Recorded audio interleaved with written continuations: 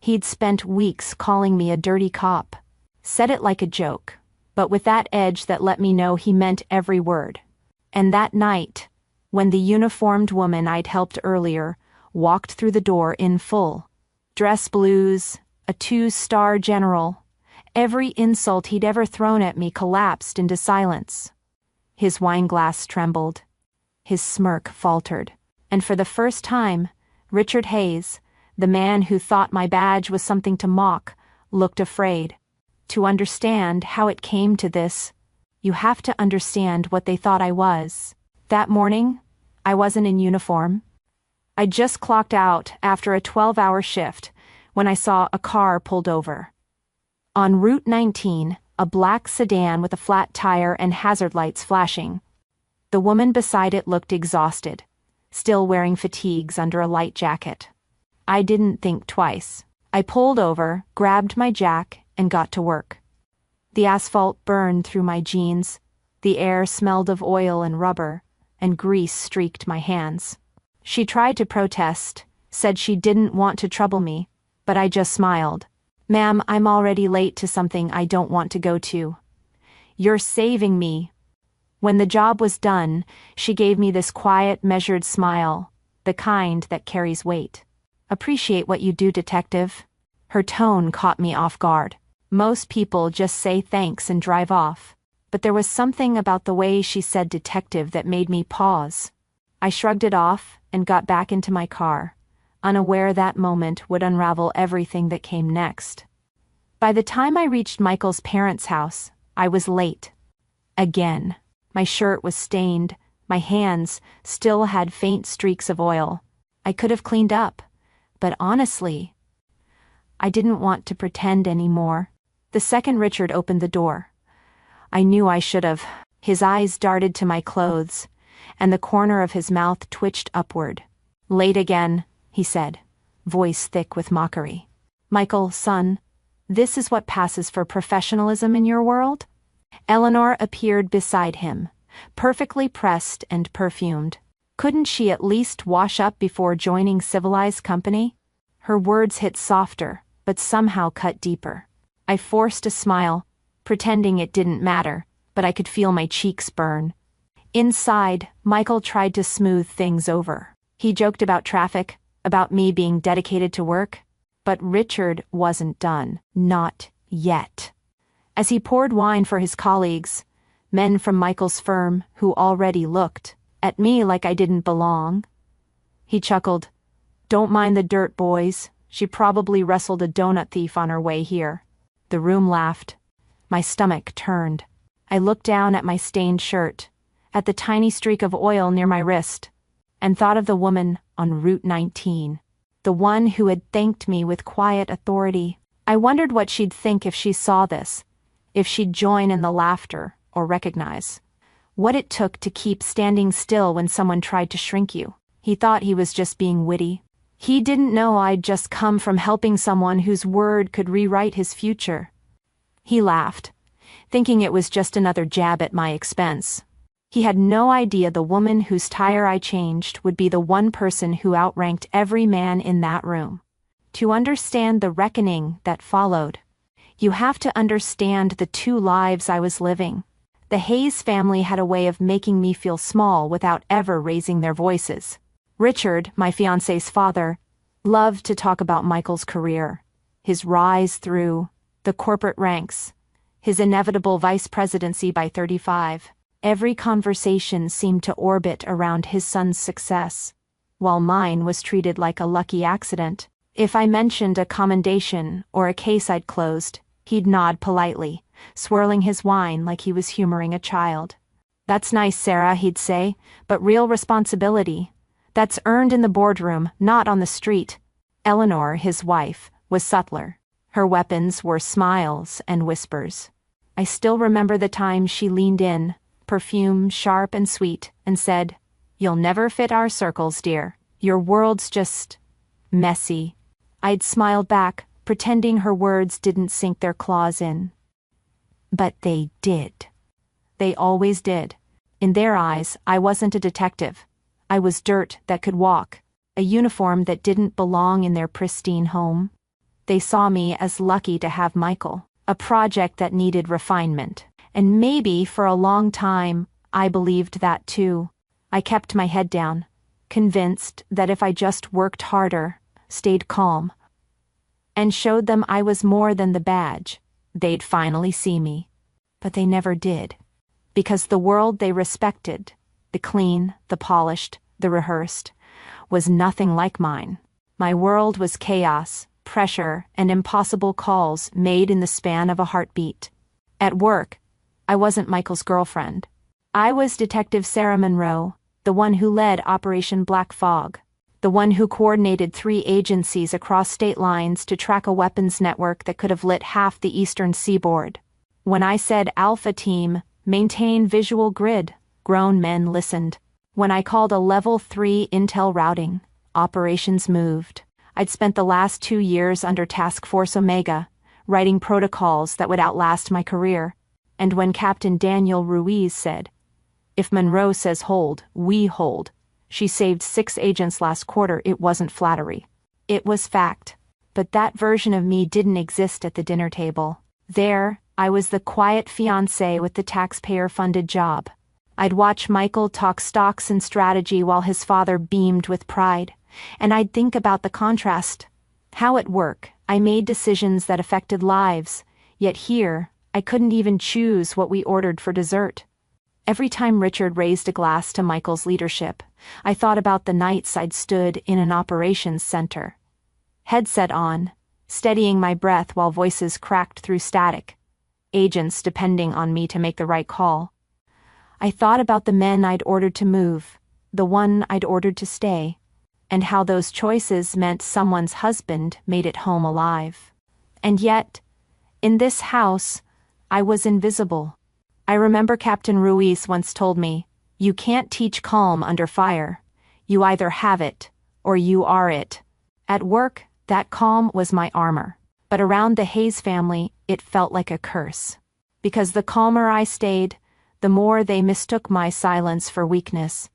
They didn't see restraint, they saw submission. Michael, to his credit, tried. Whenever Richard crossed the line, he'd squeeze my hand under the table and whisper, "Just ignore him, he's old-fashioned." But that was the problem. I had been ignoring him for years, ignoring the smirks, the subtle digs, the way every compliment came wrapped in condescension. "For a cop, you speak so well," Eleanor once said, like she was surprised English was my first language. Every moment with them added to a quiet collection in my mind. Every belittlement stacked neatly beside the last. The time they forgot my birthday.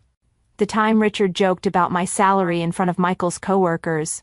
The time Eleanor introduced me as Michael's friend from law enforcement because the word fiancé didn't sound prestigious enough. I kept it all. Not out of bitterness, but out of precision.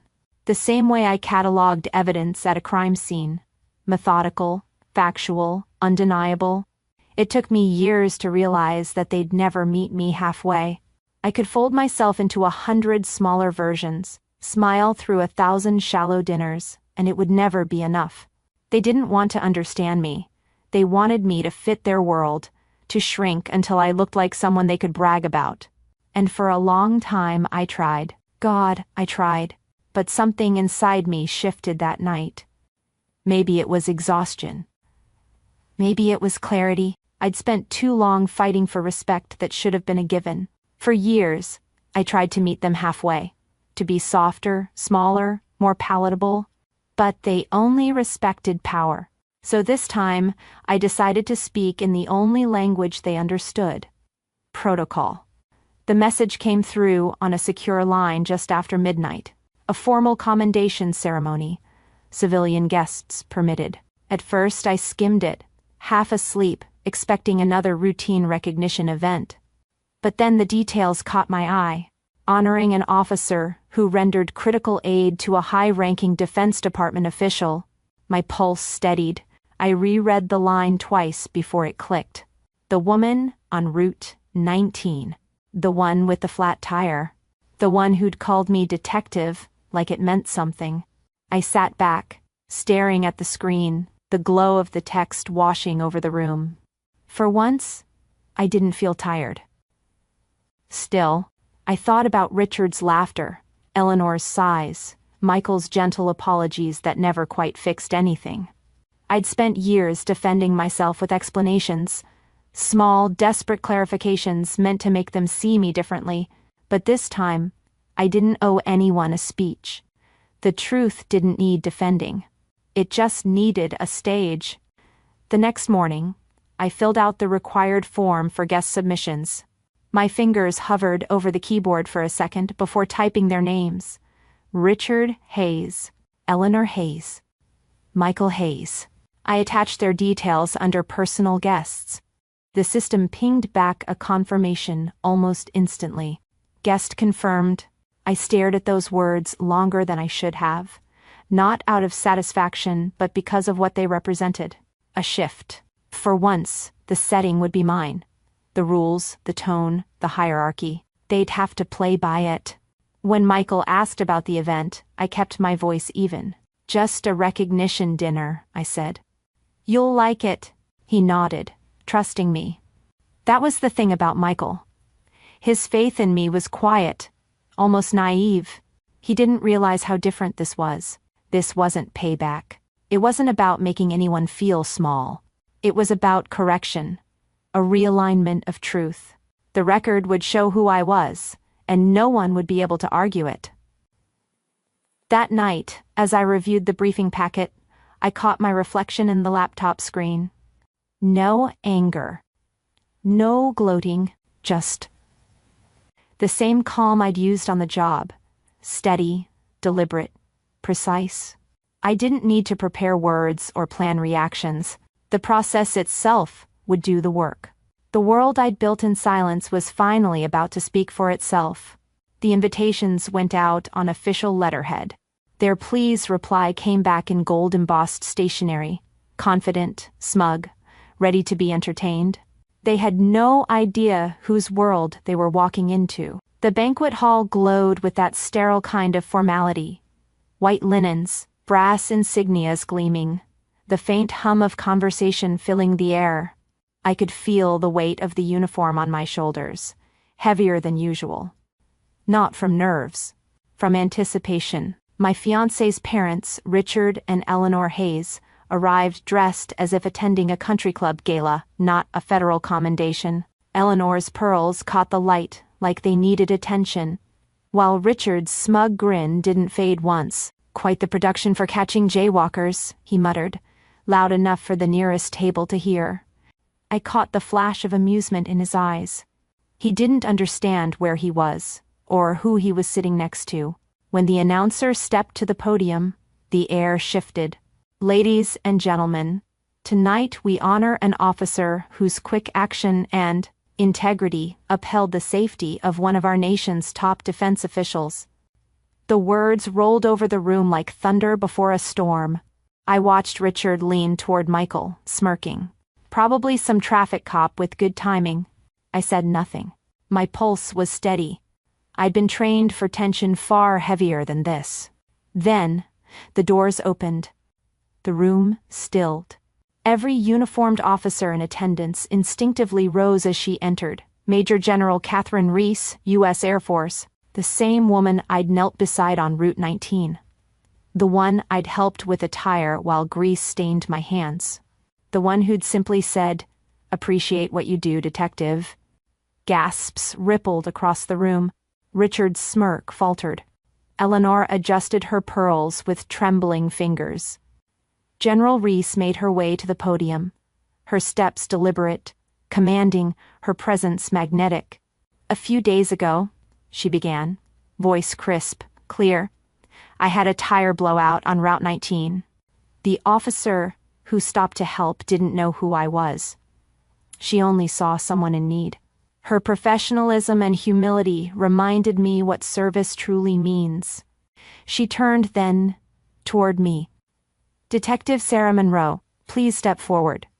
For a heartbeat, I didn't move.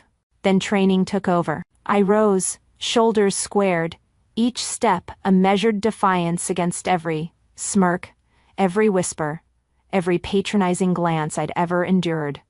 The applause was immediate. Sharp, thunderous, reverent. Richard's jaw went slack. I met his eyes just long enough for him to know that this moment, this stage, wasn't his to dominate. General Reese continued, her tone precise but warm. Detective Monroe's record in Operation Black Fog directly contributed to the arrest of 3 federal fugitives. Her discretion and courage reflect the highest standards of both the department and our armed forces. I could feel the eyes on me, officers, agents, civilians, all waiting to see how I'd respond. Reese turned fully toward me and saluted. A 2-star general. To me.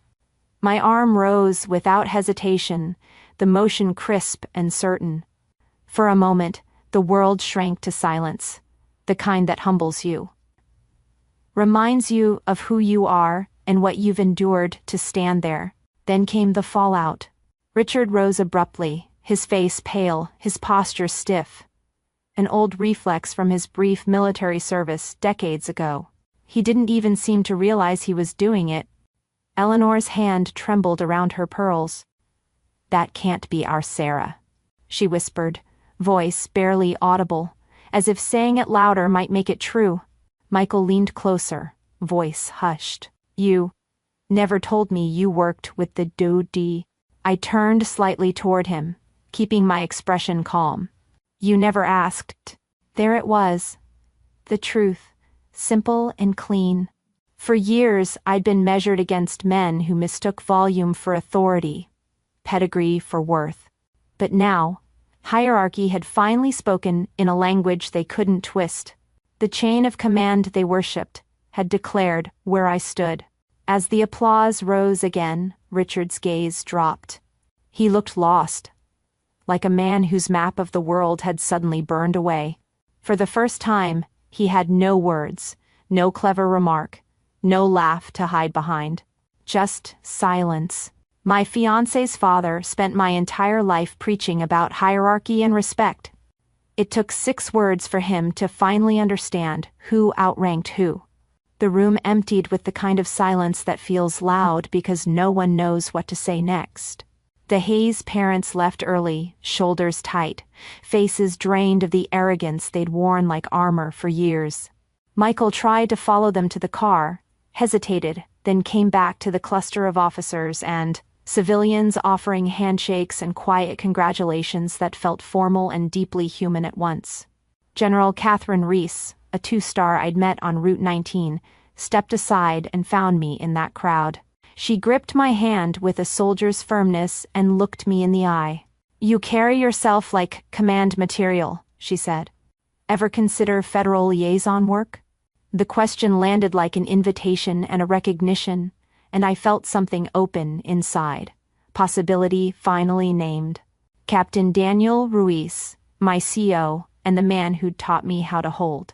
Steady when everything wanted to fall apart. Clapped my shoulder. "You did good, Monroe. Real good." He didn't need to qualify it. The praise came from someone who had seen me pull people out of worse nights than this one. It wasn't about applause. It was about acknowledgement from those who knew the scale of what I'd done. That night, I slept with a strange kind of quiet in my chest. It wasn't the loud triumph I'd imagined. No vindictive speeches or gloating moments. Instead, there was a slow, steady settling, like things finally aligning with how they had always been in the dark rooms where decisions were made. A year later, the quiet had weight. I stood at the head of a briefing table in a modern operations center, the hum of servers and soft chatter creating a focused backdrop to my voice.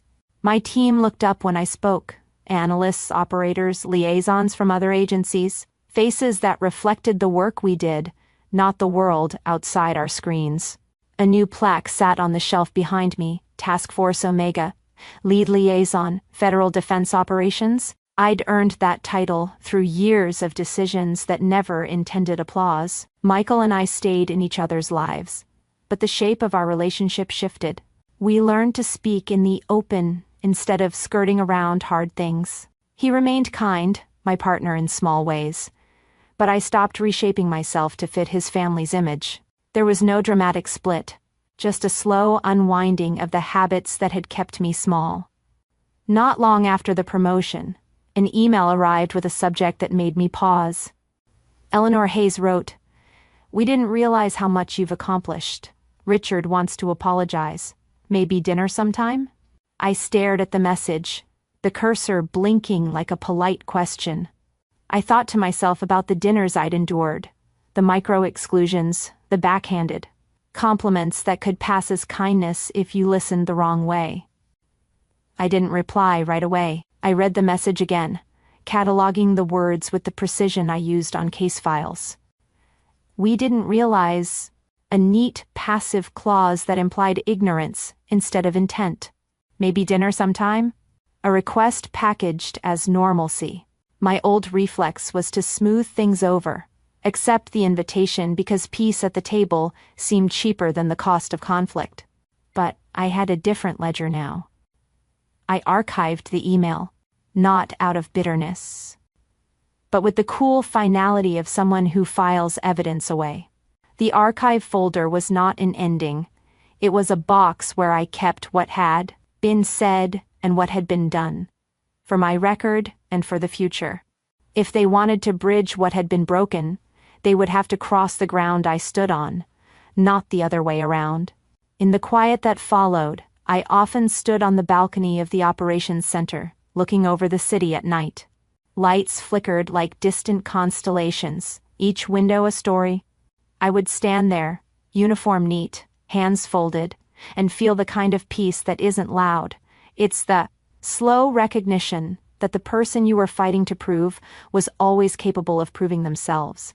Sometimes I thought of the grease on my hands from Route 19 and smiled. That smear of oil was not shame, it was proof.